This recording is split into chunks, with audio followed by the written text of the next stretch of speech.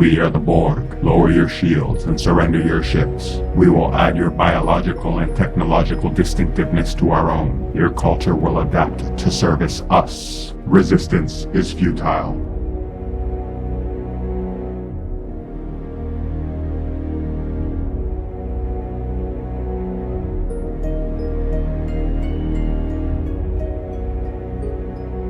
Located primarily throughout the Delta Quadrant, the Borg Collective were a species of cybernetic humanoids who grew their ranks and advanced their knowledge by assimilating distinct life forms and technologies, resulting in the conquest of countless worlds and systems.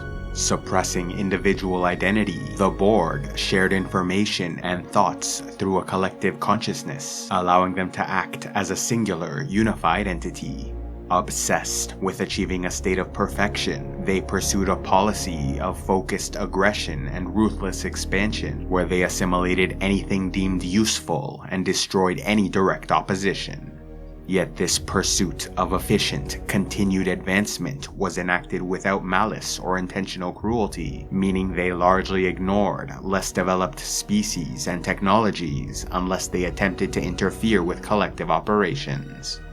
Although the exact origins of the Borg were unknown, with even their own memories fractured and incomplete, some believe their history traced back hundreds of thousands of years, when they may have once been a more typical humanoid race, whose great advances in cybernetics eventually transformed their society into the Collective.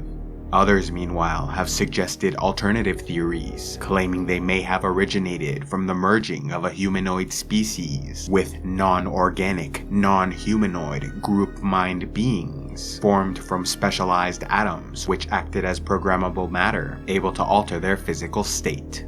In addition to these theories, there are some who believe the Borg resulted from failed experiments in nanotechnology, a rogue artificial intelligence program, or else might even have a connection to Earth through the Voyager 6 space probe, later known as Voyager, which may have traveled through a spatial anomaly, sending it across the galaxy and back in time, where it landed on a planet inhabited by living machines.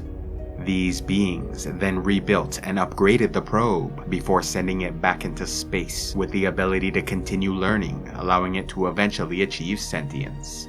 Adding to the uncertainty regarding their origins, the exact timeline of their development was also in question, with some believing their artificial components and technology developed over thousands of years, while they only became a hostile spacefaring civilization a few centuries before the formation of the Federation.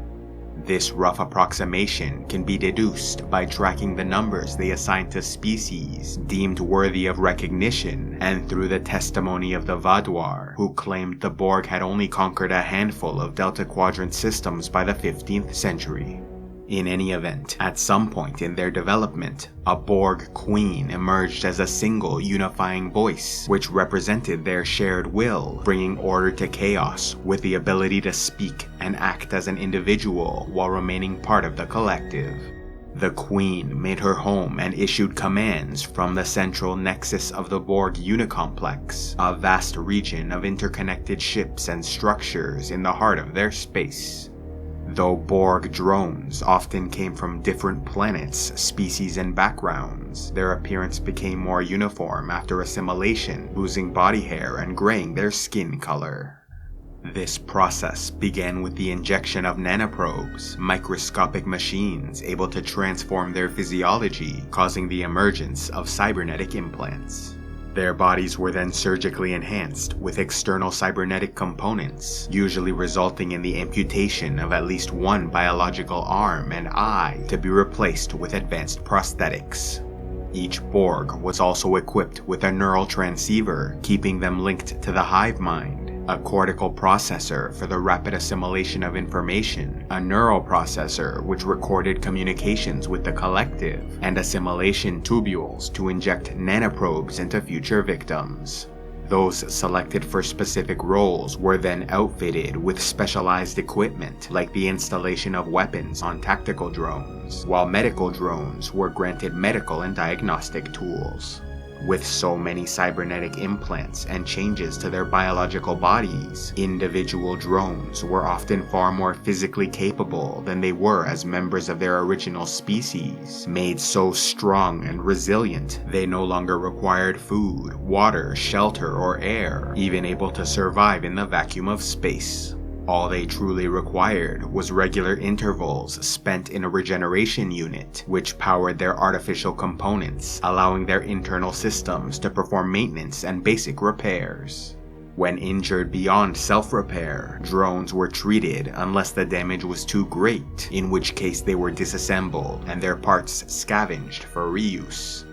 Yet even if a drone died, their memories were preserved within the Borg's collective consciousness. If, however, a drone, ship, or piece of sensitive technology was lost and could not be recovered, they possessed a built-in failsafe system which allowed them to vaporize or destroy themselves before falling into enemy hands. As for Borg vessels, which were designed and built in a strictly utilitarian manner, they often appeared in simple geometric shapes like cubes and spheres, constructed with no living quarters or social comforts, as drones were constantly working and only paused to regenerate. As the Borg reproduced through assimilation, many of the ships were equipped with maturation chambers, where they stored and developed captured children, increasing their growth rate until reaching adulthood when they joined the collective.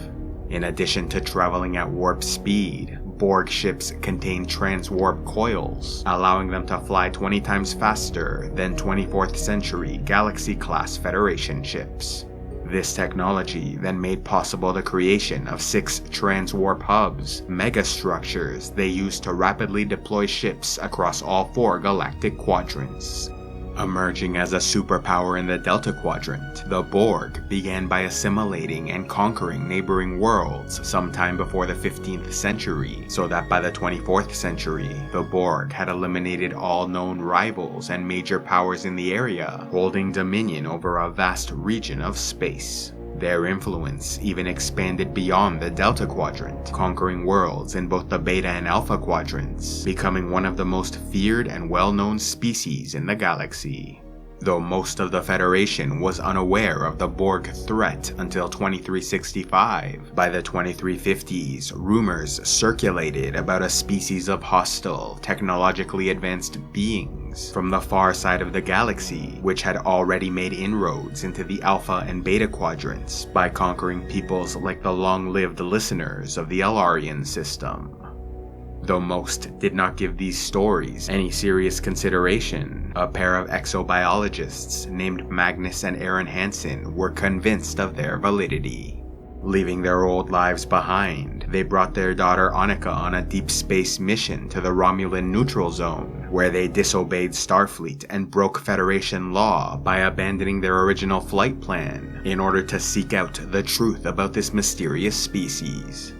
In time, their determination paid off as they found a Borg ship and even followed them through a transwarp conduit to the Delta Quadrant, where they continued to document their findings. Although they observed the Borg for some time without issue, the Hansen family was eventually discovered and assimilated by the year 2356. Annika, the young daughter of the exobiologists, was placed in a maturation chamber until reaching adulthood, when she was given the designation 7 of 9, tertiary adjunct of Unimatrix 01.